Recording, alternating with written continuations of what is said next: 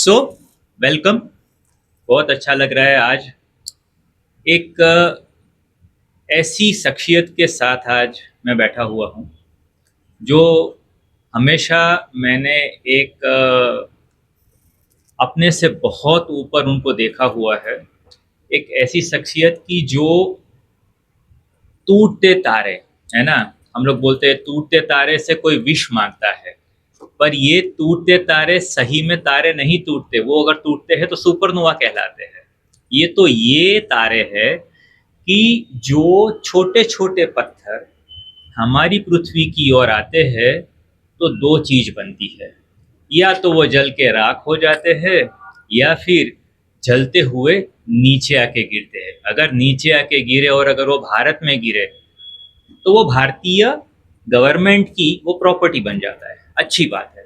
अब ये जो प्रॉपर्टी है इसको कहीं ना कहीं जांच पड़ताल करनी चाहिए। कहाँ पे सबसे अच्छा होता है? पूरे भारत में जितना भी ये मटेरियल आता है, जितना भी मलबा आता है स्पेस से, वो सब पीआरएल यानी कि फिजिकल रिसर्च लेबोरेटरी में आता है। सालों से ऐसा है और सालों से इस पत्थर को जान देने वाले, नाम देने वाले जो शख्सियत है वो है प्रोफेसर श्री नरेंद्र भंडारी सर। आज हम लोग कुछ ऐसी बातें उनके साथ करने वाले हैं, कुछ ऐसा कुछ वो भी हम साथ शेयर करने वाले हैं जो कई सालों से शायद दफन था उनके जहन में। ये जो चीज़ें हैं ये सिर्फ इन लोगों के लिए है जो सही में ये जानना चाहते हैं कि क्या एक छोटा सा पत्थर हमारी सूर्यमाला, हमारा जो सोलार सिस्टम है, उसके उद्भव स्थान तक यानी कि कब पैदा हुआ, कैसे पैदा हुआ, उस वक्त कौन से एलिमेंट थे, इसके अंदर सिर्फ इतना छोटा पत्थर हमें ये सब बता पाता है। ये सब बातें मुझे तो सिर्फ ऊपर ऊपर से पता है, पर हम ऐसे जानेंगे कि जैसे बिल्कुल मक्खन से बाल निकल जाता है वैसे आपके भी गले में उतर जाएगा। So let me introduce you and जिनकी इंट्रोडक्शन की ज़रूरत नहीं होती फिर भी, भंडारी सर हियर। तो आई वुड लाइक कि भंडारी सर 2 शब्द बोले, उसके बाद में हम सवालों की झड़ी बरसाएंगे कि जिससे काफ़ी सारी चीज़ें बाहर आएगी। तो मीटियोराइट्स ये मेरा एक पैशन है। मैं करीब पिछले 50 साल से मीटियोराइट्स की स्टडी कर रहा हूँ। और हमने पहले Tata institute of fundamental research Bombay में और फिर फिजिकल रिसर्च लेबोरेटरी अहमदाबाद में मीटियोराइट के अध्ययन के सारे इंस्ट्रूमेंट्स और सारी टेक्निक्स, करीब मोर देन 1 डज़न टेक्निक्स होती हैं, ताकि हम उसका संपूर्ण अध्ययन यहाँ कर सकें।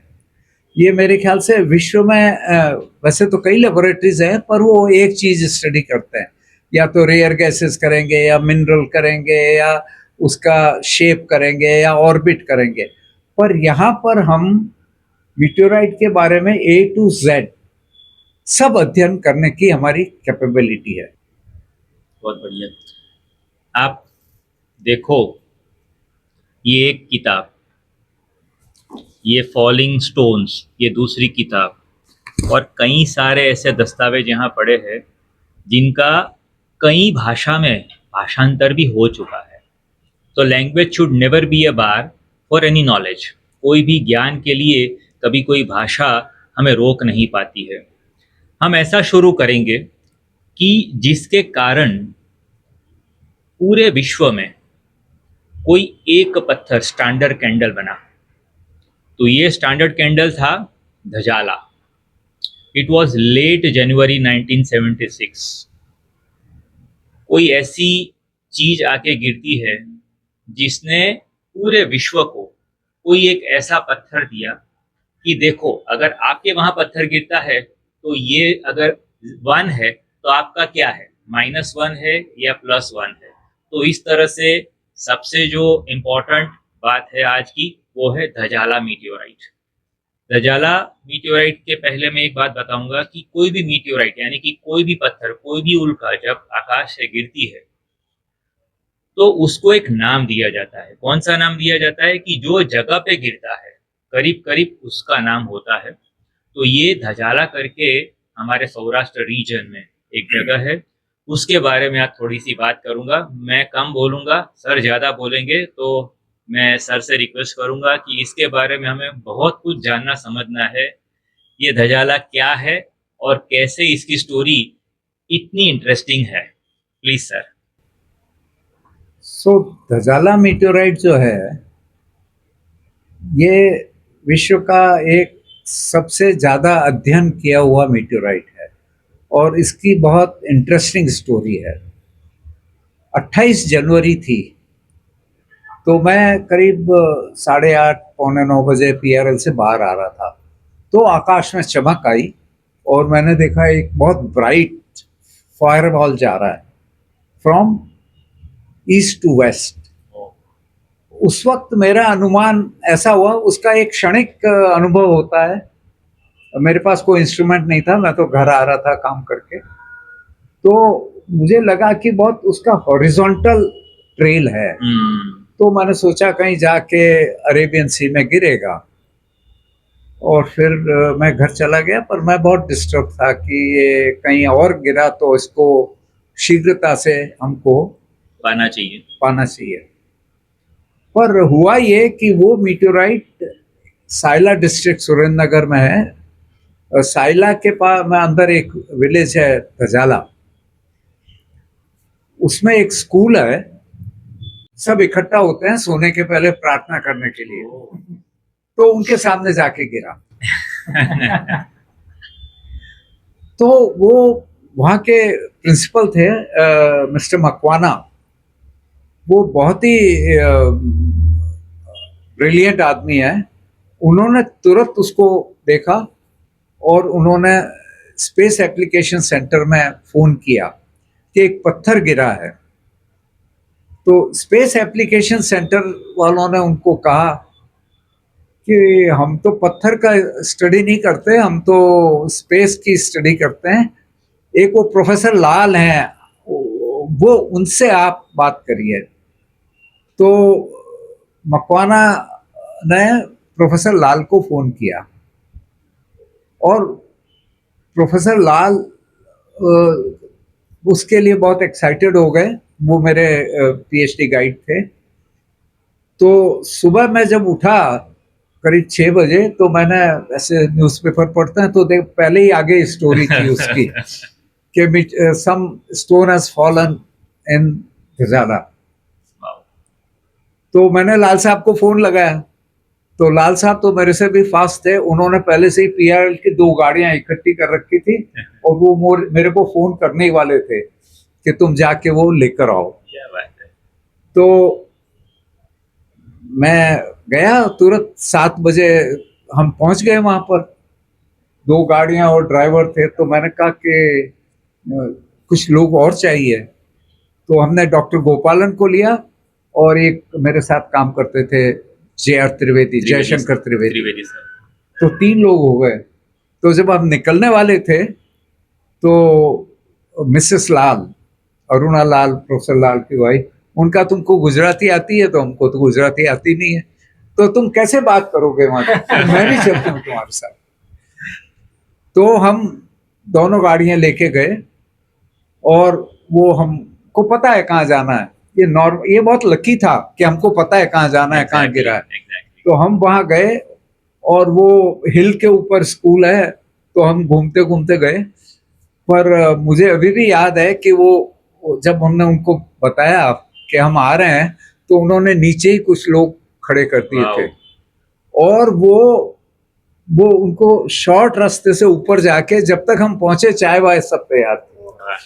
तो हमने कहा कि बहुत अच्छा है, पर वो मीटेओराइट कहाँ है? तो वो मीटेओराइट एक छोटा सा पत्थर था। तो मैंने तुरंत गोपालन को दिया। मैंने कहा तुम लेकर जाओ और लेबोरेटरी में स्टडी करो, क्योंकि जितनी जल्दी हम उसका अध्ययन करेंगे उतनी ज़्यादा इंफॉर्मेशन आती है। तो गोपालन यहाँ पर आ गए एक गाड़ी लेके, और एक गाड़ी में हम सब ढूंढते रहे। तो हमको बहुत पत्थर मिले वहाँ, और 2 काम करने पड़ते हैं। एक तो उसकी ट्रेल किधर से आई, किधर गई, तो उसके लिए हमको लोगों को इंटरव्यू करना पड़ता है। तो ये पब्लिक और साइंटिस्ट के पार्टिसिपेशन का एक फील्ड है, ये बहुत महत्वपूर्ण है। बिना पब्लिक के वैज्ञानिक कुछ नहीं कर सकता, और बिना वैज्ञानिक के पब्लिक को उसकी पता कोई नहीं वैल्यू, चलेगा। पत्थर तो पत्थर ही है, उसकी सही। वैल्यू क्या है। तो मैं आपको बताऊंगा कि ये बहुत ही एक यूनिक पत्थर निकला। तो मैंने करीब 300 लोगों का इंटरव्यू किया। ओ, हमने वो डॉक्टर अरविंद भटनागर थे, Udaipur Udaipur solar observatory observatory के के हेड। डायरेक्टर, उनको बुलाया और उनके साथ बड़ौदा से लगा करके मोरलेस कच्छ तक हमने लोगों का इंटरव्यू किया। ओ, और एक टीम तो वो कर रही थी काम, और दूसरी टीम हमने बनाई जो पत्थर ढूंढने के लिए। तो ऐसा है कि वहां पर बहुत पत्थर पड़े रहते हैं। सौराष्ट्र में ये वॉल्केनिक रीजन है, तो बहुत डिफिकल्टी हो रही थी कि कौन सा मीटियोराइट है कौन सा नहीं है। तो हमने मकवाना साहब को कहा कि कुछ और लोग चाहिए, हम 2 लोग कैसे इसको ढूंढेंगे। तो उन्होंने स्कूल की छुट्टी कर दी और 2 महीने तक 300 बच्चे ओ वाओ, वो ढूंढते रहे। तो क्या बात। उसका मेरे पास पिक्चर है, मैं आपसे शेयर करूंगा। तो एक लाइन बना के चलते थे, और वो जो भी पत्थर मिलता है उनको हमने मीटोराइट बताया कि ऐसा होता है। तो मीटोराइट नॉर्मली ऐसा होता है, बाहर से जब फ्रेश गिरता है, ये एक्चुअली जला हुआ। हाँ, ये बाहर से जल जाता है और अंदर से ये जो है उसका रंग अलग होता है। होता है। और कभी कभी ये उसमें थंब प्रिंट भी होते हैं। और ये मीटोराइट कैसे आया, ये ऐसे हाँ, आया था, हाँ, हाँ, क्योंकि ये एक पिरामिड बना देता है। तो हमने उनको एक्सप्लेन किया, कुछ मीटोराइट बताए, और मुझे बड़ी खुशी है कि करीब करीब हर विद्यार्थी को एक मीटोराइट मिला। तो हमने करीब 500 फ्रेगमेंट कलेक्ट वाओ। किए, ऐसा रफली। अब जब फील्ड में आपको मीटोराइट मिलता है तो और लोगों का इंटरव्यू आप करते हैं, तो वो क्या बताते हैं। तो सबसे आवश्यक चीज है कि आप उनकी बात मत सुनिए, आप कहिए कि आप कहाँ खड़े थे, किधर देख रहे थे, वहां ले जाके वहीं खड़ा करके कि कितना ऊंचा था, किधर से आ रहा था, क्योंकि कई लोगों को याद नहीं रहता है। डायमेंशन चेंज वो कहते हैं ईस्ट टू वेस्ट आ रहा था, कोई कहता है कि नॉर्थ टू साउथ आ रहा था। तो हमने सबको वहां जाके खड़ा किया, आपने कहां से देखा, क्योंकि उस वक्त सीसीटीवी कैमरा नहीं थे। आजकल तो सीसीटीवी कैमरा में सब आ जाता है। तो वहां खड़ा किया और उनको पूछा कि कितने हाइट पे देखा, तो ऐसे हाथ करके बताते थे। तो ये जेनिथ एंगल होता है। तो जेनिथ एंगल हम उसका निकाल लिए। फिर जो ये ऐसे जैसे ये नॉर्थ है, इधर ईस्ट है, तो एजिमुथ एंगल। तो एजिमुथ और जेनिथ दोनों एंगल हमने उसके किए। पर 2-3 चीजें बड़ी इंटरेस्टिंग है दजाला के बारे में। एक तो लोगों ने कहा कि वो आवाज आई, और कुछ लोग कह रहे थे जैसे बॉम्ब फट रहा है, ऐसी आवाज आई। और वो जब आवाज आती है तब उसका मतलब वो टूट रहा है। जब मीटोराइट टूटता है तो वो ऐसी, वो कुछ लोग कह रहे थे वो ट्रांसफार्मर से आवाज आती है, जो बिजली के खंभे, वैसी आवाज आई। तो वो जब टूटता है तो वैसी आवाज आती है। और कुछ लोगों ने कहा कि जैसे वो अलादीन का कारपेट होता है ना, ऐसे तारे जा रहे थे, जैसे वो एक कहानी है अरेबियन नाइट्स में, है ना, कि वो एक कारपेट पे बैठ के वो जा रहे थे। और तो क्या वो ऐसे, मतलब एक जगमगाती हुई शीट ऐसे जा रही थी। तो हमको डायरेक्शन मिल गया। और फिर हम गए हर उस जगह में, हमको पता चल गया इस डायरेक्शन में गया। पर उस वक्त क्या हवा चल रही थी, तो जो छोटे टुकड़े होते हैं ना, काफी दूर वो उससे डेविएट हो जाते हैं। ये आपके पास में ये पिक्चर है मेरे पास। एक्चुअली ये तो ट्रेल है उसकी, पर हवा ऐसे चल रही थी, तो इट वेंट टू, तो ये ऐसे हो गया टुवर्ड द वेस्ट। तो इसका करेक्शन हमको करना पड़ा, क्योंकि जब पत्थर छोटे होते हैं तो वो हवा से दूर जा सकते हैं। तो जो बड़ा पत्थर गिरता है वो तो सही जगह गिरता है, उसका मोमेंटम इतना होता है कि हवा उसको चेंज नहीं कर सकती। और इसमें एक बहुत छोटा पत्थर था बटन के समान, वो एक रूफ, जो ये केलू के रूफ होते हैं, उससे टकराया और वो केलू टूट के नीचे गिरा। और वो औरत जो लेडी थी वहाँ, महिला, वो मक्खन निकाल रही थी और उसकी हांडी फूट गई। तो मैंने कहा वो जरूर मीटेओराइट गिरा होगा वहाँ। तो हम वहाँ गए, तो वहाँ देखा तो वहाँ तो खाली केलू के टुकड़े थे और मीटेओराइट तो कोई दिखा नहीं हमको। तो फिर मैं चढ़ के ऊपर चढ़ा, वो मकान की पिक्चर आप देख सकते हैं। वो उसके ऊपर, वो छत पे वो मीटेओराइट अटक गया था और वो खाली एक बटन के जितना ही था, पर इतने जोर से आया वो कि वो जो मिट्टी के केलू बने होते हैं ये टूट गया और वो गिरा। और वो उसकी, तो उसको तो अपने बटर की चिंता थी और मटकी फूट गई और मेरे को मीटेओराइट की चिंता थी। तो मैं ऊपर से जाके लेके आया वो मीटेओराइट। और बहुत सारी कहानियां हैं इसके बारे में। जो सबसे बड़ा मीटेओराइट था वो 12 किलोग्राम का था और सबसे छोटा था वो बटन जितना था। तो हमने, उसका एक एलिप्स बनता है, ये एलिप्स इसमें बताऊंगा मैं आपको।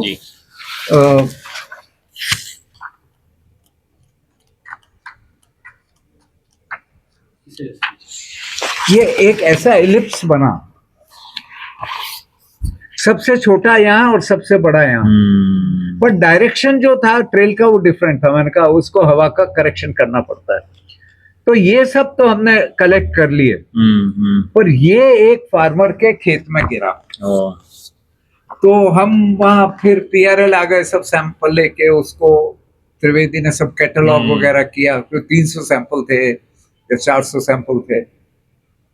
एक तो कुएं के पास ही गिरा था बिल्कुल। अच्छा। तो पानी पीने हम जब गए तो वहीं पड़ा था, तो हमने कहा ये मीटेओराइट है। और बाद में हम दोबारा गए 10 दिन बाद में, क्योंकि हम वो विद्यार्थी सब ट्रेंड थे, तो वो उन्होंने काफी 8-10 पत्थर इकट्ठे करके रखे थे, हमने ले लिए। तो फिर एक, जब मैं आ रहा था तो एक आदमी आया मेरे पास, उसने कहा सर ये आप इतने दिन कहाँ थे, मैं आपको ढूंढ रहा था। मैंने कहा क्यों? कि मेरे पास एक पत्थर है। तो उसने क्या किया कि वो 12 किलो का 2 टुकड़े किए, वो आधा ही लेके आया मेरे पास, क्योंकि उसने सोचा बहुत एक्सपेंसिव है ये, इतने लोग आ रहे हैं, इतना पूरे सब जगह। तो सबसे इम्पोर्टेंट है कि आप सबको इन्फॉर्म करो, जितने ज्यादा लोग होंगे उतनी अच्छी रिकवरी होगी। एक अकेला आदमी कुछ कलेक्ट नहीं कर सकता। तो जब उसने सुना तो उसने वो छुपा के रखा, बताया नहीं। तो 15-20 दिन बाद में जब हम गए नहीं वहां, तब उसको चिंता हुई कि अब क्या करूं। तो वो फिर वो उसने कांटेक्ट किया और मैं फिर बस में बैठ के उसके खेत में गया और वहां खोदा, तो वहां आधा पत्थर वहां पड़ा था, बिकॉज वो उसको देना नहीं चाहता था, उसे छुपा के रखा था। मैंने कहा भाई जब तक इसकी स्टडी नहीं करेंगे तब तक इसकी कोई वैल्यू नहीं है। तो ये तो इसकी खोज के बारे में हुआ। तो संक्षेप में ऐसा है कि बड़ौदा से लगा के कच्छ तक 300 आदमियों का इंटरव्यू किया, वो सब रिकॉर्ड है मेरे पास। और हमने इसका ट्रेल निकाला, ज़ेनिथ और एज़िमुथ, पर इससे हम ऑर्बिट नहीं निकाल सकते। ऑर्बिट के लिए अलग टेक्निक है। एनीवे, हमने उसकी मिनरल स्टडी की लेबोरेटरी में, एटॉमिक एब्जॉर्प्शन स्पेक्ट्रोस्कोपी से उसमें क्या क्या एलिमेंट है निकाले, माइक्रोस्कोप में देख के क्या क्या मिनरल है उसका पता किया, फिर रेडियो एक्टिविटी मेजर की, क्योंकि वहाँ कॉस्मिक रे पार्टिकल आते हैं स्पेस में, तो वो मीटेओराइट के पत्थर में इंटरेक्ट करके रेडियो एक्टिविटी बनाते हैं। तो ये जो अभी की जो कॉस्मिक रेज तो हम स्टडी कर सकते हैं सैटेलाइट से, पर 1 लाख साल पहले, 10 लाख साल पहले, 1 अरब साल पहले क्या था वो कैसे पता चले? वो मीटेओराइट का अध्ययन करने से पता चलता, क्योंकि मीटेओराइट अपनी पृथ्वी बनी उसके पहले बने। इसकी एक धारणा है कि पहले सोलर नेबुला था, गैस का क्लाउड, वो घूम रहा था, एक मॉलिक्यूलर क्लाउड था स्पेस में, और वो थोड़ा गर्म था और थोड़ा डेंस था, और पास में एक सुपरनोवा जिसके आप बात कर रहे थे वो टकराया, तो वो कंप्रेस हुआ और वो मॉलिक्यूलर क्लाउड जो है वो उसके टुकड़े हो गए। तो एक टुकड़ा घूमता हुआ आया, और वो घूमते घूमते, कोई भी चीज घूमती है तो आप देखिए कि उसमें सेंट्रीफ्यूगल फोर्स होता है, ग्रेविटी होती है, और वो ठंडा जैसे जैसे हुआ वैसे वैसे कण बनने लगे। तो सबसे पहले चीज जो बनी वो मीटियोराइट बना, एस्टेरॉइड। और बाद में पृथ्वी बनी, और पृथ्वी गर्म थी, और बाद में करीब चंद्रमा बना एंड सो ऑन। तो पुरानी जो अपने इंफॉर्मेशन है, अपने सूर्यमंडल की जो आपने बात की, वो हम मीटियोराइट से ही प्राप्त कर सकते हैं। इसलिए मेरे पुस्तक का नाम है falling stones and secrets of the universe. इससे हम यूनिवर्स के जो हमारे ब्रह्मांड है इसके सीक्रेट पता कर सकते हैं। मीटियोराइट कई प्रकार के होते हैं, पर ये जो था बहुत लकी मीटियोराइट था। ये H 3 ग्रुप होते हैं, H, L और Ln, ये तो पत्थर वाले के, और एक होते हैं स्टोनी आयरन और एक होते हैं iron, pure iron. Pure iron उसमें निकल होता है, उसकी डेंसिटी होती है 7 ग्राम पर सीसी, बहुत हैवी होते हैं, बहुत हैवी होते हैं। फिर स्टोनी आयरन में स्टोन और आयरन मिक्स्ड होते हैं, और फिर होते हैं स्टोन। तो स्टोन की डेंसिटी करीब 3 के करीब होती है, 2.8 से लगा के 3.6 तक। और जब 3.6 है तो इसका मतलब इसमें आयरन ज्यादा है, और जब 2.8 है तो आयरन बहुत कम है, तो इसके 3.63, तो ये हाई आयरन ग्रुप वाला हुआ है, इसको हम H कॉन्ड्राइट बोलते हैं। और इसके अंदर कॉन्ड्रूल भी थे, आपको मैं दिखाऊं, ये इसमें इसके जो कण लेंगे आप, तो इसमें ये जो है वो दिख रहा है, इसमें कॉन्ड्रूल दिखेंगे, छोटी छोटी बॉल्स, 1 मिलीमीटर, आधा मिलीमीटर की बॉल। तो इसका मतलब कि जब से बना है ये रॉक पिघली नहीं है। अगर पिघलती है तो ये कॉन्ड्रूल उसमें मिक्स हो जाते हैं, ये इनकी गोलाई जैसे ये अपने स्फेरिकल बोलते हैं ना, जो बॉल्स, स्फेरिकल, तो ये शाइनी स्फेरिकल बॉल्स हैं। तो इसका मतलब ये बहुत प्रिमिटिव है। प्रिमिटिव मतलब शुरू में बना हुआ। तो इसको हम इसके 2 कैटेगराइजेशन होते हैं। एक तो केमिस्ट्री से, भाई आयरन कितना है, तो हम कहते हैं H ग्रुप है। एक होता है 1 2 3 4 5 6, अगर ये बाद में पिघल गया तो 6 होगा। अच्छा, अगर ये पिघला नहीं है तो 3 होगा या 2 होगा या 1 भी हो सकता है। तो ये 3 है, तो H3 इसको बोलते हैं। अच्छा, मतलब बहुत प्रिमिटिव है। पर इससे भी प्रिमिटिव मिलते हैं, पर काफी प्रिमिटिव है। तो हमने इसका ये सब अध्ययन किया, रेडियो एक्टिविटी निकाली, और फिर इसमें ट्रैक की स्टडीज करते हैं। तो हमने एक टेक्निक डेवलप की ट्रैक की, फिर रेडियो एक्टिविटी। तो रेडियो एक्टिविटी ऐसा है कि कॉस्मिक रेज में न्यूट्रॉन होते हैं, प्रोटॉन होते हैं, प्रोटॉन इंटरेक्ट करके फिर और न्यूट्रॉन बनाते हैं।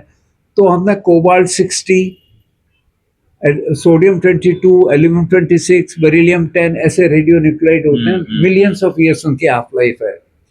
ये सब हम अध्ययन करते हैं। और फिर रेयर गैसेस, नियॉन के कुछ आइसोटोप होते हैं, आर्गॉन के आइसोटोप होते हैं, क्रिप्टॉन के, ज़ेनॉन के, वो सब हमने अध्ययन किए। तो जब आप आइसोटोपिक स्टडी करते हैं, रेडियो एक्टिविटी स्टडी करते हैं, और आपको पता है ये प्रिमिटिव है, तो आप कई चीजें पता कर सकते हैं। फॉर एग्जाम्पल, एक निष्कर्ष ये है कि जैसे कॉस्मिक रेज अभी हैं 4.5 बिलियन ईयर्स इसकी एज है। मीटियोराइट 4.5 बिलियन ईयर्स पहले बना था, तब भी कॉस्मिक रेज ऐसी ही थी। उसके बारे में हम वैसे पता नहीं कर सकते। ये मीटियोराइट के कारण ही हम पता कर सकते हैं कि वहां भी कॉस्मिक रेज थी और क्या उनकी इंटेंसिटी, कंपोजिशन वगैरह। दूसरी ये धारणा मिली है कि जो सोलर सिस्टम की ओरिजिनल कंपोजिशन क्या थी। भाई पृथ्वी पे तो कितने वॉल्केनो निकलते हैं, आप देखो डेक्कन वॉल्केनिक अपन रहते हैं यहाँ पर, फिर अर्थक्वेक आते हैं, फिर हिमालय बन गया, फिर विंध्याचल बन गया, फिर कच्छ में इतने हाँ ये सब डेक्कन प्लेटो बन गया। तो हमको पता नहीं शुरू में क्या था।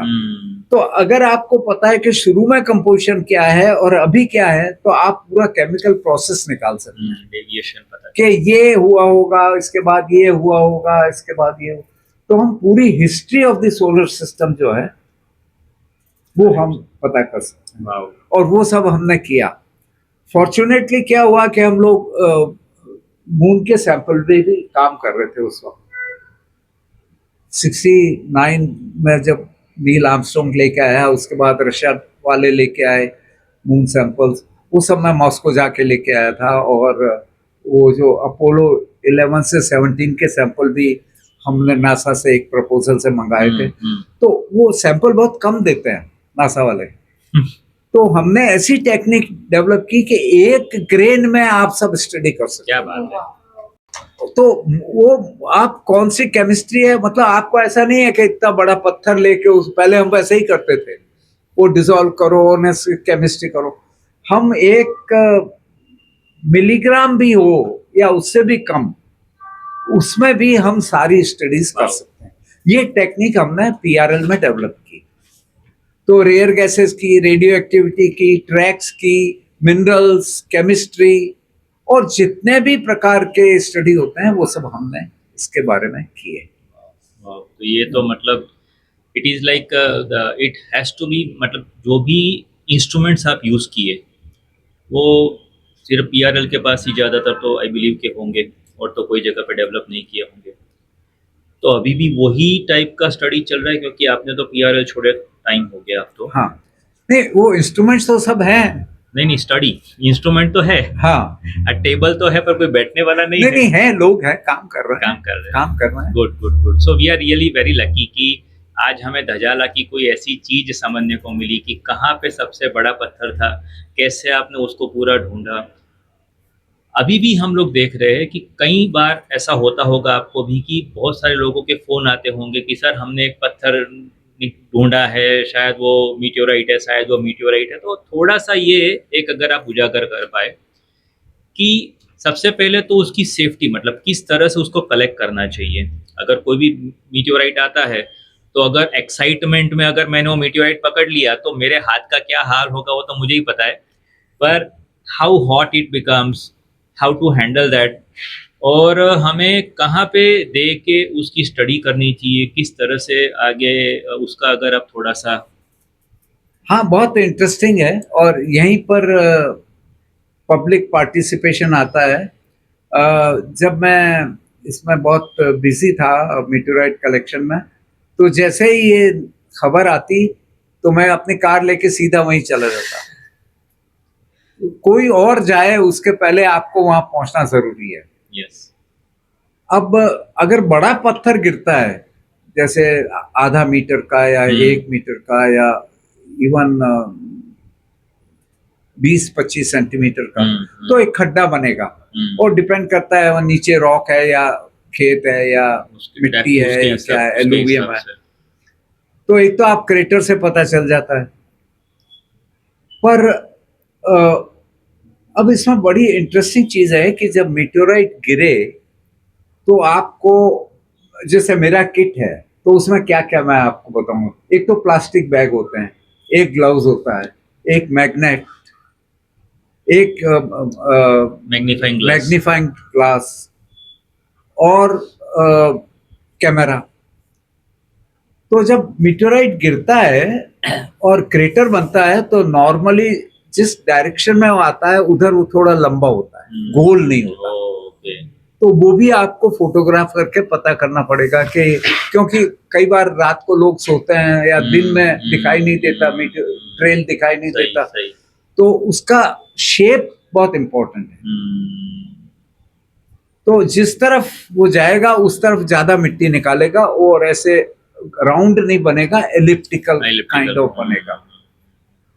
तो सबसे पहले तो जब मीटेओराइट गिरता है तो उसके बाहर तो काला होगा वो, ये फ्यूजन क्रस्ट बोलते हैं इसको। ओके। और अगर ये बहुत ऊपर टूट के आया है तो ये क्रस्ट बहुत मोटी होती है। अच्छा।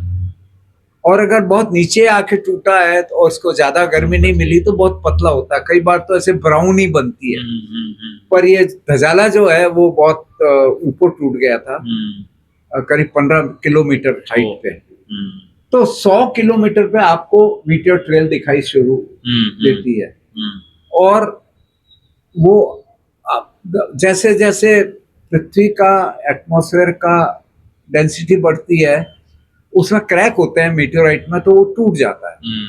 और टूटने के बाद भी वो डायरेक्शन तो वही रहता है क्योंकि मोमेंटम बहुत ज्यादा है, पर ये परत बन जाती है और इसकी शेप होती है। अगर ये जैसे ये पर्टिकुलर पत्थर है तो मैं कह सकता हूँ ये ऐसे आया था, क्योंकि इधर तो बिल्कुल स्मूथ हो गया तो इधर तो जल गया, और इधर ये एक थंब प्रिंट बोलते हैं हम इनको, ये थंब प्रिंट बन जाता है। जैसे आटा गूंथते हैं तब वो नहीं अंगूठे के निशान होते हैं, ये तो बहुत छोटा पत्थर है आपको दिखेगा नहीं। एक बंसूर मीटियोराइट है, अच्छा, उसमें आपको ये बहुत दिखेगा, वो मैं राजस्थान से लेके आया था। अच्छा। ये इस प्रकार के आपको ये थंब प्रिंट बनेंगे ऐसे। तो इसमें ये थंब प्रिंट तो पीछे होते हैं, ये फ्रंट है और ये बैक है।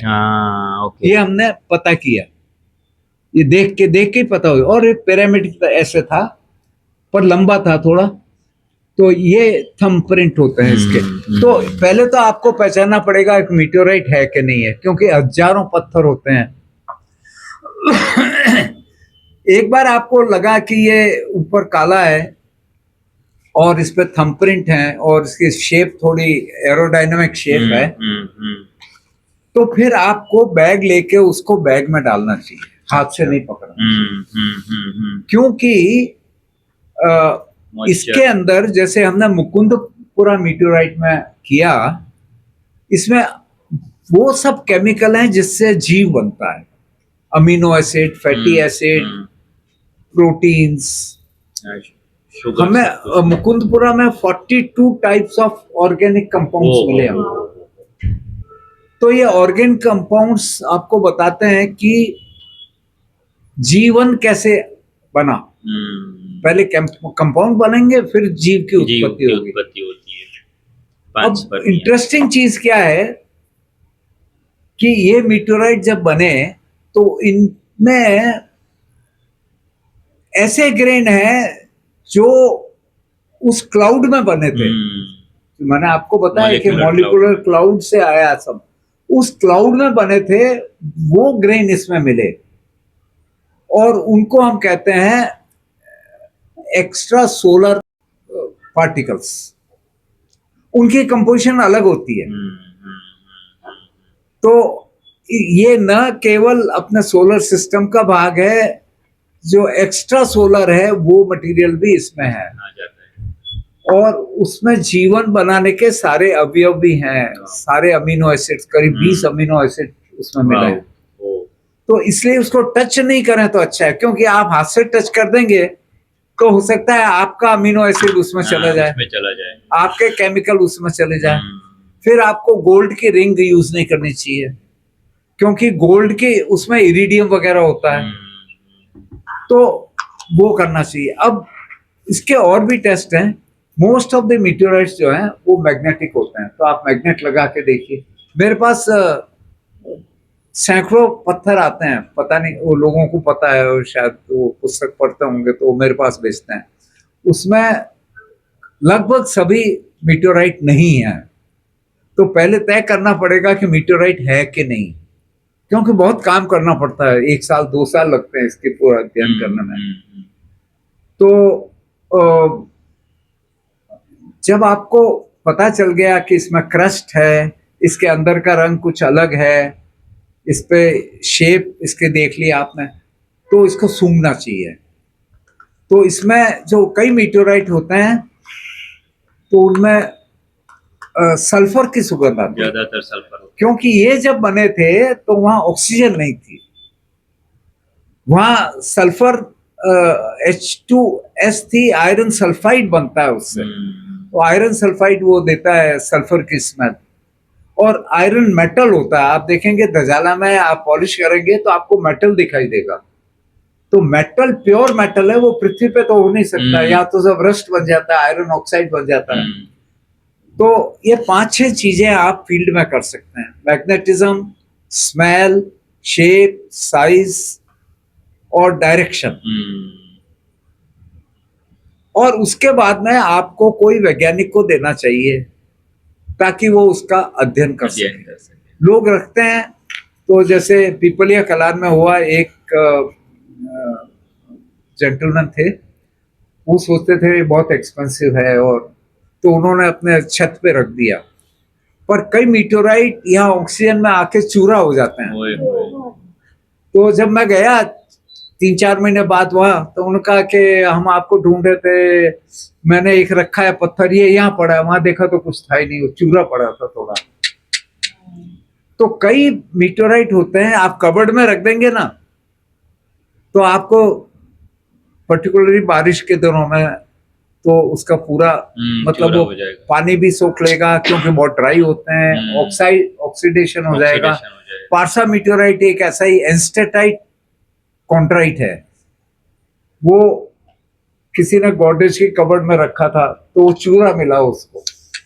तो इसके लिए जरूरी है कि हम उसको सील करके रखें एक प्लास्टिक के बॉक्स में। जो म्यूजियम में रखते हैं उसमें लेकर करते हैं, पर आजकल लेकर बंद कर दिया, क्योंकि ऑर्गेनिक कंपाउंड फिर वो डिस्टर्ब हो जाते हैं। कई लोग नाइट्रोजन एटमॉस्फेयर में रखते हैं, कई लोग, जैसे हम यहाँ PRL में जब रखते थे तो ग्लव बॉक्स में रखते थे, वो सिलिका जेल पास में रख के, ताकि मॉइस्चर नहीं आए। तो ये सब प्रिकॉशन है। यस। तो आप एक मीटेोराइट किट बनाइए, and you are all young people, आप अपने कार या स्कूटर पे कैमरा लगाइए ऊपर की तरफ, आजकल तो CCTV कैमरा। मैंने एक आबू में बनाया था कैमरा, आबू की हमारी ऑब्जर्वेटरी है PRL की, उसके ऊपर रखा था, वो 360 डिग्रीज तक पूरा वो, और कंप्यूटर कंट्रोल था, उसके शटर की स्पीड से हम उसकी वेलोसिटी निकाल सकते थे। अगर शटर इस स्पीड से जा रहा है और वो किस स्पीड से जा रहा है मीटेोराइट, तो वो हमारा प्रोग्राम था, तो हम उसका डायरेक्शन ही नहीं बल्कि उसका स्पीड भी निकाल सकते हैं। राइट।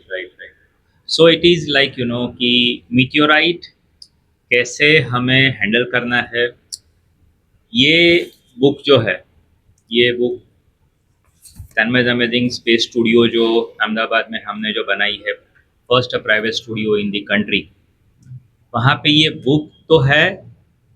आपको मैं एक और चीज़ बताऊं कि मेरे स्टूडियो का उद्घाटन भी भंडारी सर ने ही किया था, तो I am very lucky to have him in my life, क्योंकि कई सारी ऐसी इंस्पिरेशनल फिगर्स होती है हमारी लाइफ में, जिनमें से सर एक है।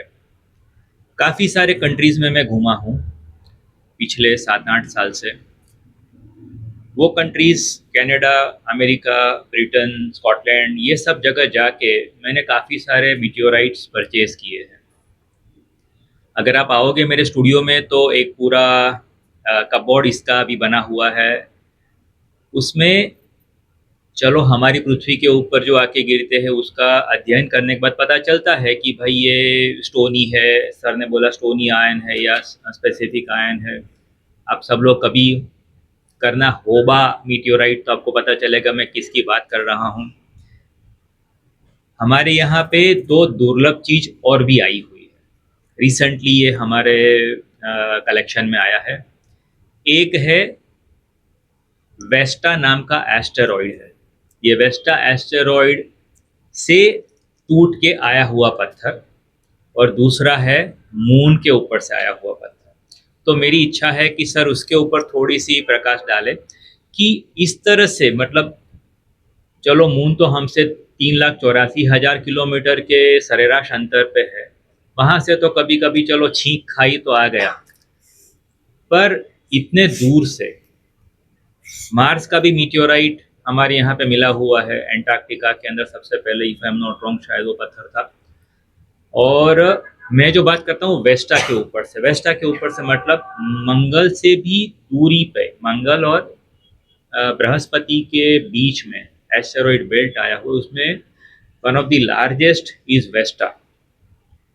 उसके ऊपर से भी पत्थर हमारे यहाँ है, तो वो वेस्टा का ही है, वो कैसे पता चलता है और ये कैसे हमारे पास आते हैं, उसकी एक बहुत ही अच्छी सी स्टोरी सर बताएंगे, तो वो भी मैं बहुत एक्साइटेड हूँ टू, और आप लोगों को भी बहुत अच्छी तरह से पता चलेगा कि कैसे हम ये तय कर पाते हैं कि ये मंगल का है, ये चंद्रमा का है, ये कोई एक एस्टेरॉइड का है। तो ये सर अगर आप थोड़ा सा इसके ऊपर प्रकाश डालें। हाँ, बहुत इंटरेस्टिंग प्रश्न है आपका। तो पहले तो हम वेस्टा के बारे में जानते हैं, क्योंकि हम स्पेक्ट्रम ले लेते हैं उसका। जो सूर्य की किरणें वेस्टा पे गिरती हैं, वो हम टेलीस्कोप से एक स्पेक्ट्रोमीटर लगा के हमको पता चलता है कि वेस्टा का स्पेक्ट्रम ऐसा है, मून का कैसा है। जिसमें एटमॉस्फेयर नहीं होता उसका हम स्पेक्ट्रम लेके वहां की कंपोजिशन पता कर सकते हैं। तो वेस्टा की कंपोजिशन तो हमको पता है। राजस्थान में एक मीटेओराइट गिरा था, पीपलिया कलान। वो मैं गया था तुरंत वहां, तो वहां एक एल्यूमिनियम की फैक्ट्री है, उसमें गिरा वो। तो मैं क्या करता हूँ नॉर्मली, जब मैं जाता हूँ तो मेरे पास एक या दो लोग ही होते हैं, कोई इतना इमीडिएटली चलने को तैयार भी नहीं होता कि अभी का अभी चलो। तो मैं जाके पहले मैंने पीपलिया कलान में, जब मेरे को पता चला कि यहाँ पर एक मीटेओराइट गिरा है, तो मैं स्कूल में जाता हूँ और स्कूल में विद्यार्थियों को हम मीटेओराइट दिखाते हैं और प्रिंसिपल को कहते हैं 1 घंटा हम बात करेंगे। और तो मोस्ट स्कूल्स में प्रिंसिपल बहुत कोऑपरेटिव होते हैं, वो क्लास बंद करके कहते हैं हाँ आपका लेक्चर सुनेंगे। तो हम मीटेओराइट दिखाते हैं। तो दूसरे दिन वो कोई न कोई विद्यार्थी मीटेओराइट ढूंढ के लेके ही आता है कि मेरे चाचा के फार्म में गिरा था, मेरे वहां गिरा था, ये उसने दिया, ये मीटेओराइट है क्या, आप देखिए। तो उसमें मोस्टली मीटेओराइट जेन्युइन होते हैं। तो आप स्कूल को इन्वॉल्व करो, बच्चों को इन्वॉल्व करो, ये एक बहुत अच्छी ट्रिक है, मैंने बहुत जल्दी सीख ली थी। तो पिपलिया कलान में मैं गया, तो वहां मैंने ये पत्थर लिए, तो वहां से ही मेरे को पता चला बच्चों ने कि एक वो फैक्ट्री है एल्यूमिनियम की, वहां गिरा है। तो हम उसको लेके आए और हमने उसका स्पेक्ट्रम निकाला और वही स्पेक्ट्रम वेस्टा का है। तो ऐसे पता चलता है कि ये वेस्टा से आया है, क्योंकि वेस्टा और उसके जैसे कुछ और हैं उसी कंपोजिशन के, बहुत थोड़े हैं। पर इंटरेस्टिंग है धजाला का ऑर्बिट। धजाला कहां से आया, ये बड़ा प्रश्न था। तो खाली आप एसिमुथ और जेनिथ और ये लेने से पता नहीं चलता, वो जो इक्वेशन है उसमें वेलोसिटी भी जरूरी है। अब वेलोसिटी कैसे निकालें? अभी आजकल तो बहुत सारे इंस्ट्रूमेंट, कैमरा है जो वेलोसिटी वगैरह, जैसे मैंने आपको कहा शटर के बारे में, तो हम ट्रैक स्टडी करके उसकी वेलोसिटी निकाल सकते हैं। ऐसा है कि जितनी ज्यादा वेलोसिटी होगी उतना ज्यादा मीटेओराइट जलेगा एटमॉस्फेयर में, और फिर वो मिट्टी वापस कंडेंस होके स्फेरुल बन के समुद्र में चली जाती है, वहां स्फेरुल मिलते हैं। तो जो NIO है, नेशनल इंस्टीट्यूट ऑफ ओशनोग्राफी, वो वहां से कोर लेके आता है। और रुद्रसा में एक हमारे PRL का स्टूडेंट था, वो भी कर रहा है। एक श्यामा प्रसाद थे, उन्होंने शुरू किया था ये काम। तो आप मिट्टी लेके आइए, तो आपको वो जहां मीटेओराइट गिरा था, ऐसा होता है कि जो आप कोर लाएंगे ना वहां से, तो सबसे ऊपर वाली अभी जमी है, जो नदी बहा के लेके वहां गई है, और सबसे नीचे वाली पुरानी है। तो आप लेयर बाय लेयर देखेंगे तो किताब की तरह है कि first page is here and last page is there. तो उसके बीच में वो एक लेयर मिलेगी आपको मीटेओराइट, ऐसी हमने ढूंढी है। तो या फिर आप ऐसा करिए कि वहां एंटार्क्टिका से आइस कोर लेके आइए, तो उसमें भी आपको उसमें भी वो लेयर दिखती है। तो अब धजाला के बारे में हमारे पास कोई इंस्ट्रूमेंट नहीं था, हमने वेलोसिटी नहीं ली, पर हमने ट्रैक और रेडियो एक्टिविटी स्टडी करके तो इसके दो हमने पैरामीटर निकाले, सोडियम 22 और एल्यूमिनियम 26 का रेशियो और ट्रैक डेंसिटी कितनी है, उससे हमको उसकी वेलोसिटी पता चली। तो मैक्सिमम देखिए आप, पृथ्वी की वेलोसिटी 30 किलोमीटर पर सेकंड है। अगर कोई, जैसे ये पृथ्वी जा रही है और कोई पीछे से आएगा, उसका भी करीब करीब यही वेलोसिटी होगी, 30-40 किलोमीटर पर सेकंड। तो वो दोनों चल रहे हैं तो उनकी रिलेटिव वेलोसिटी बहुत कम होगी, तो वो बहुत कम जलेगा। और अगर जो पृथ्वी इधर है और कोई इधर से आया, 30 और 30 60 हो जाएगा, 70 हो जाएगा, तो वो ज्यादा जलेगा। तो आपको पता चलेगा कि किधर से आया है, इसको हेड ऑन कोलिजन हुआ पृथ्वी से या ये पृथ्वी को कैचअप किया इसने। और जब वेलोसिटी आपको पता है तो वो फॉर्मूला हमने डेवलप किया है। तो पहले तो आप निकाले एब्लेशन कितना है, तो कई मीटेओराइट 99% जल जाता है, कई 75-60% जलते हैं। तो जैसे इसके हमने जो धजाला मीटेओराइट का 75 किलोग्राम हमने कलेक्ट किया, तो इसमें 95% जल गया। तो मतलब 7500 किलोग्राम इसका वेट था स्पेस में, या उससे भी ज्यादा। एक्चुअली करीब 10-15 टन था ये। 10-15 टन में 75 किलोग्राम ही यहाँ पहुंचा। कुछ 2-4 किलोग्राम हमने शायद कलेक्ट नहीं किए होंगे, पर 200 बच्चे जब 2 महीने तक ढूंढते हैं तो करीब करीब हमने माना कि सब पत्थर आ गए। करेक्ट। तो इसकी हमने वेलोसिटी निकाली और इसका फिर वेलोसिटी पता है, एजीमुथ पता है, अर्थ की वेलोसिटी पता है। तो हमने एक, हमारे पास फॉर्मूला है, उससे हमने पता किया। तो इस बड़ा इंटरेस्टिंग है इसका। ये देखिए, ये सूर्य है और ये पृथ्वी है, इसको एक्लिप्टिक प्लेन बोलते हैं। इसका हमने सेमी मेजर एक्सिस, एलिप्टिसिटी, इंक्लिनेशन सब निकाला है। वो पेपर में दिया हुआ है, आपको बताएंगे। पर इंक्लिनेशन इसका 25 डिग्रीज आया। मतलब ये ऐसा था और ये एक्लिप्टिक ऐसा है। अब हमने कहा 25 डिग्री पे तो बहुत कम लोग, कम पत्थर हैं। बिकॉज जब पृथ्वी घूमती है तो सब एक्लिप्टिक प्लेन में आ जाते हैं, या सूर्य घूमता है तो सब एक्लिप्टिक प्लेन में आ जाते हैं। पर एक ग्रुप ऑफ एस्टेरॉइड है वहां जो 25 डिग्री इंक्लिनेशन है, तो हम कह सकते हैं कि ये वहां से आया होगा। तो ये शर्लॉक होम्स की तरह है। आपको जासूसी करनी पड़ेगी। तो हमने इसको एक जो ग्रुप है एस्टेरॉइड का, जो इसकी 25 डिग्री इंक्लिनेशन है, उससे इसको जोड़ा है। कितना जबरदस्त। मतलब it is combination of so many thing. मतलब आपको फिजिक्स आनी चाहिए, आपको केमिस्ट्री आनी चाहिए, आपको मैथमेटिक्स आनी चाहिए, आपको जियोलॉजी के बारे में पता होना चाहिए, पृथ्वी के बारे में अगर आपको नहीं पता है तो आप कोई भी पत्थर उठा के मीटियोराइट के तौर पे। मुझे अभी भी याद है, I am talking way back 1995, Diwali का दिन था। मेरा उस वक्त फ्रेंड था मनोज पाई, तो उसका फ़ोन आया कि तन में क्या करता है, तो घर पे आ। तो मैं उसके घर पे गया, तो बोला हमें तुरंत निकलना है, कहीं जाना है। मैंने बोला कहाँ जाना है? बोले कपराड़ा जाना है। मैंने बोला कपराड़ा कहाँ आया, क्या है ये? बोला साउथ गुजरात में है। मैंने बोला क्या हुआ, क्या बोलना पूरा। तो बोला उधर मीटियोराइट गिरा है। तो मैंने बोला ये तो ज़बरदस्त बात है। मैंने बोला आज तो दिवाली है, आज तो मतलब मैं घर से नहीं निकल पाऊंगा क्योंकि हमारी पूजा वगैरह होता है। तो ये तो बोला तो फिर तू छोड़ दे, मैं जा रहा हूँ। वो गया उधर। Kaprada is a very small village.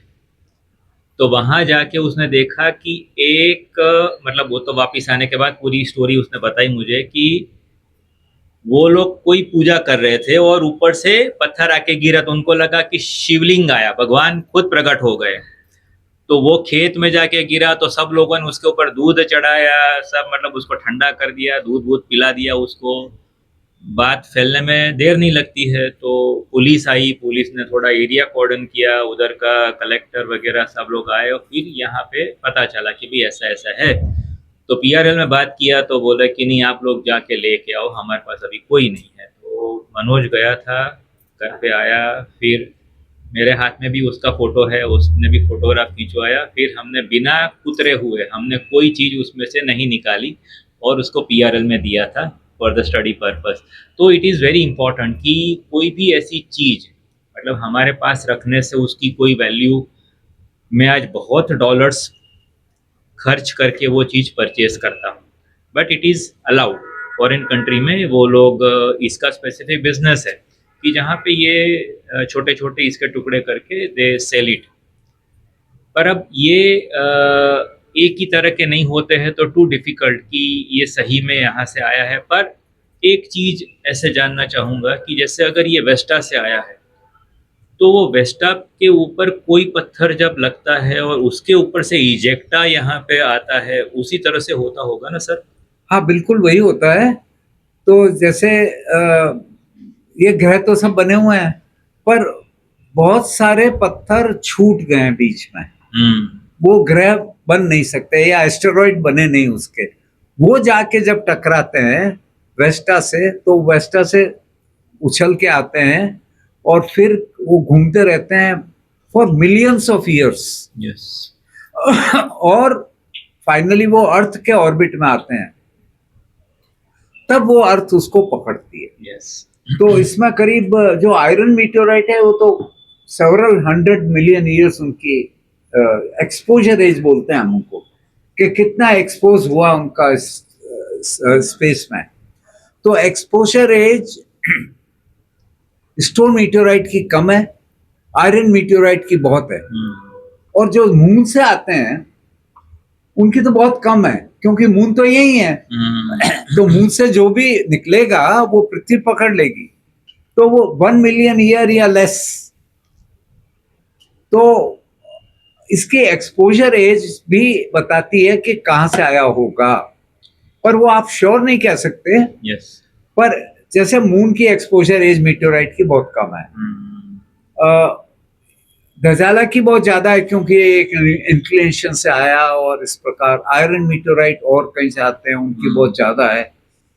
तो आपकी बात सही है कि जब कोई चीज जाके टकराएगी और वहां से मिट्टी निकलेगी, उसमें कुछ मिट्टी ऐसी होगी घूमते घूमते पृथ्वी के ऑर्बिट में आएगी और पृथ्वी की पकड़ में ग्रेविटी में आ जाएगी और यहाँ गिरेगी। Yes yes yes yes. तो हमारे यहाँ मंगल ग्रह से भी आए हैं, शरगोटी मीटियोराइट है एक, उसको शेर घाटी कहते हैं, पर ये उसकी पिक्चर है। ये हमने स्टडी किया था पीआरएल में। ये जियोलॉजिकल सर्वे ऑफ इंडिया से हम लोन लाए थे, वहां पर लौटा दिया उनको। इसको जो अंग्रेज इसको शरगाटी बोलते हैं, तो it is famous as Sherghati meteorite. This particular stone will be worth $500 million, क्योंकि बहुत कम गिरते हैं। फोटोग्राफ की वैल्यू नहीं।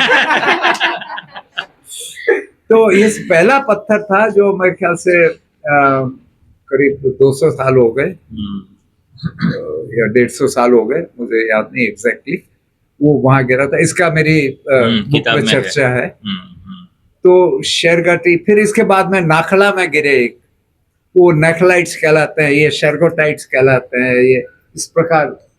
तो इनमें भी काफी टाइम लगता है, क्योंकि पहले हमारी धारणा थी कि मंगल ग्रह इतना बड़ा है कि वहां से कुछ निकल के आ ही नहीं सकता, क्योंकि वो वापिस शायद उसकी ग्रेविटी भी 5 है, मतलब वेरी हाई। तो वो सबको बाहर नहीं निकल सकता, पर वहां से भी आ रहे हैं। अभी एक मॉडल आया है कि रॉक्स कैन एस्केप, बिकॉज जो एज पे होती है उनकी वेलोसिटी, ये जो मीटियोराइट गिरते हैं 20, 30, 50 किलोमीटर पर सेकंड की स्पीड से, तो कुछ स्पीड जो निकलने वाले हैं उनको मिलती है, तो वो बाहर गिर जाते हैं। तो अपने लोनार की लेक है जैसे, वो हमने 1970 से स्टडी किया। पहले तो खाली थी, हम नीचे मंदिर में हमको बैंगल वगैरह मिले। मेरे एक स्टूडेंट है सेन गुप्ता, उसने पीएचडी भी की इस पे, और वहां से ग्लास मिला हमको। सिली। तो ग्लास का डेटिंग हो सकता है बहुत इजीली, ये ग्लास कब पिघला, तो हमने 46,000 ईयर्स उसकी एज निकाली कि ये लोनार क्रेटर जो करीब 1.8 किलोमीटर डायमीटर है और करीब 200 मीटर डीप है। अभी तो वहाँ पानी भर गया क्योंकि पास में कोई डैम बना हुआ है। तो बहुत इंटरेस्टिंग स्टोरी है। अभी मैं कुछ साल पहले गया था वहाँ, तो उन्होंने टूरिस्ट बंगलो बना रखा है। तो हम रात को पहुंचे, तो रात को तो कुछ हमको पता नहीं चला। एक मेरा फ्रेंड आया था ऑस्ट्रिया से, उसको देखना था तो उसको लेके गए थे। तो रात को तो हम सो गए। सुबह मैं करीब 5 बजे उठा तो बिल्कुल क्रेटर के ऊपर ही है। मेरे को actually I got cosmic shock कि क्या खलास कर दिया। हाँ, तो वो बहुत मतलब एक दो चीजें बड़ी इंटरेस्टिंग है, to hold something cosmic in your palm, it gives you so great excitement. तो आप मीटियोराइट ढूंढेंगे तो आपको एक अजीब ही फीलिंग होगा, और दूसरा आप वो क्रेटर देखेंगे तो डर तो लगेगा ही आपको, मतलब आप उसके ऊपर ही बैठे हुए हैं इस प्रकार। तो लोनार का भी वहां से टेक्टाइट, आपको पता है वो टेक्टाइट हम लेके आए थे, उनका डेटिंग भी किया था। वो नॉर्दर्न रिम के बाहर गिरते हैं, जो इजिप्टा है बाहर गिरता है। और वो बैंगल भी मिले हमको वहाँ। लोग जो ग्लास से बैंगल बनाते थे, लेडीज को बैंगल बहुत पसंद है, पुराने बैंगल हम लेके आए, उनका भी डेटिंग किया हमने। क्यों, जो मीटियोराइट जब टक्कर मारता है तो जो एक लेयर बनती है ग्लास की, मतलब वो पिघल जाता है। आधा मीटियोराइट का पार्ट और आधा जो टारगेट रॉक होती है, दोनों को मिलके वो ग्लास बनता है। और फिर नीचे वो शॉकवेव जाती है क्योंकि बहुत हाई वेलोसिटी होती है, फिर उछलता है और वो बाहर जाके गिरता है क्रेटर के बाहर। और रिम जो है वो बहुत इंटरेस्टिंग है। वहां स्ट्रेटिग्राफी जो हम कहते हैं लेयर, वो उल्टी हो जाती है, क्योंकि जब वो बाहर गिरता है तो ऐसे गिरता है जैसे A to Z है, तो और वो बाहर गिरेगा तो Z to A होगा। करेक्ट। तो आपको रिम स्टडी करना पड़ता है, और वहां क्या ये मीटियोराइट क्रेटर है, क्या वोल्केनिक क्रेटर है, या जैसे कांकरिया लेक आर्टिफिशियल है। अब आप कह सकते हैं ये भी क्रेटर है, पर ऐसा नहीं है, क्योंकि वो स्ट्रेटिग्राफी इन्वर्टेड होती है। और बाहर जाएंगे आप तो आपको मीटियोराइट के टुकड़े मिलेंगे। फिर आपको ग्लास मिल गया लकीली, तो उसमें आपको टारगेट रॉक का कंपोजिशन पता है, और उसका और जो टारगेट रॉक के बीच का डिफरेंस आएगा, उससे आप मीटियोराइट की कंपोजिशन निकाल सकते हैं। करेक्ट। तो ये सब काम हम करते रहते थे। अभी तो I need a team like this. So इसी तरह के ग्लास की फॉर्मेशन जब बिजली गिरती है तभी भी होता है। So you have to be very cautious कि आप कौन से ग्लास लेके आते हो। बट ट्रस्ट मी, आज का जो कन्वर्सेशन रहा है वो एक छोटी सी चीज पूछनी होगी कि तन्मय सर हमारे को शुरू से ये चीज फोर्सफुली बोलते हैं कि जब भी किसी भी स्कूल में जाओ, लगभग तन्मय अमेजिंग स्पेस क्लब 25 से प्लस स्कूल्स में और हर जगह चल रहा है। तो तन्मय सर का ये हमेशा होता है कि नहीं, तुम नरेंद्र भंडारी सर के बारे में वहाँ बात करोगे और धजाला के बारे में तुम पॉइंट आउट करोगे। और तन्मय सर ने जो न्यू डेफिनेशन ऑफ म्यूजियम बनाई है, यहाँ पे करीबन हजारों लोग आ चुके हैं, हर एक उम्र के बच्चे, 4 साल का बच्चा हो चाहे 80 साल का कोई हो।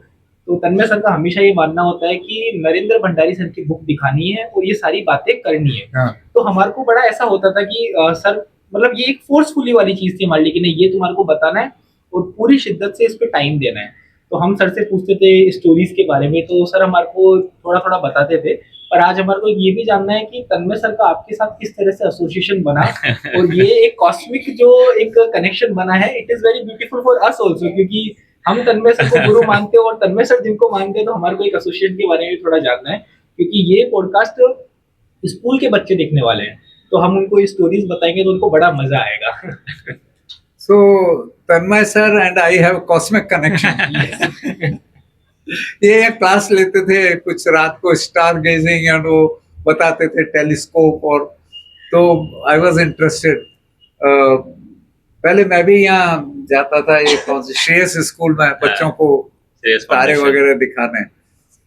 तो वहाँ पर हमारी मुलाकात हुई थी और Yes. फिर वो आगे बढ़ती गई और मैं आई एम वेरी इम्प्रेस कि इन्होंने इतना अच्छा वो एक क्लब बनाया है, एस्ट्रो क्लब, और उसमें कितनी चीजें हैं, मतलब I was overwhelmed by the information in A small place.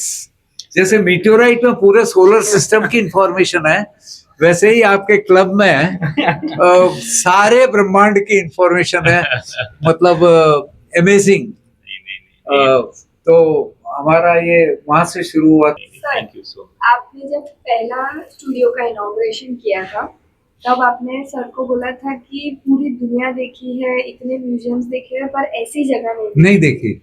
तब तन्ना सर के फेस पे हमने जो जान देखा था सर से कि ये हमारे लिए तो ऑस्कर विनिंग है। फिर दूसरे म्यूजियम में आप बाहर थे इसलिए आप आ नहीं पाए, पर पहले स्टूडियो के बाद जब आपने दूसरा देखा तब आपको कैसा वो एक्सपीरियंस था कि व्हाट इज द डिफरेंस और किस नहीं तो तरीके से बहुत सर अच्छा किया ना। मैं तो वो आप स्पेसशिप में लेके गए थे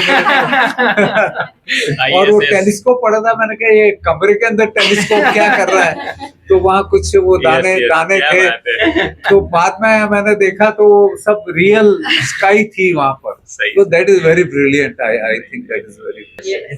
सो इसके साथ ही हम फाइंड योर ओन मीटियोराइट, जो सर का ये जो सेंटेंस है उसको ही हम आगे ले जाके हम एक छोटी सी किट तैयार करेंगे with the name of Bhandari sir.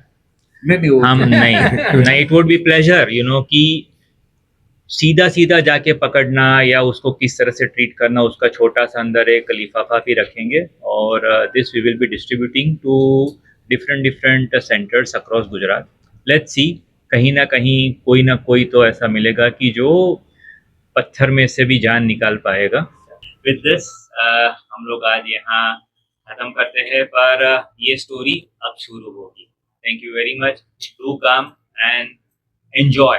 आप हमारे स्टूडियो में जब आएंगे तो हर एक प्रकार के पत्थर उधर है, स्टोनी भी है, स्टोनी आयन भी है, आयन भी है, ब्रस्टा का भी है और चंद्रमा का भी। तो with this Tanmay Vyas signing off with Bhandari sir. Thank you very much. I wish you and all you the visitors to become meteorite hunters.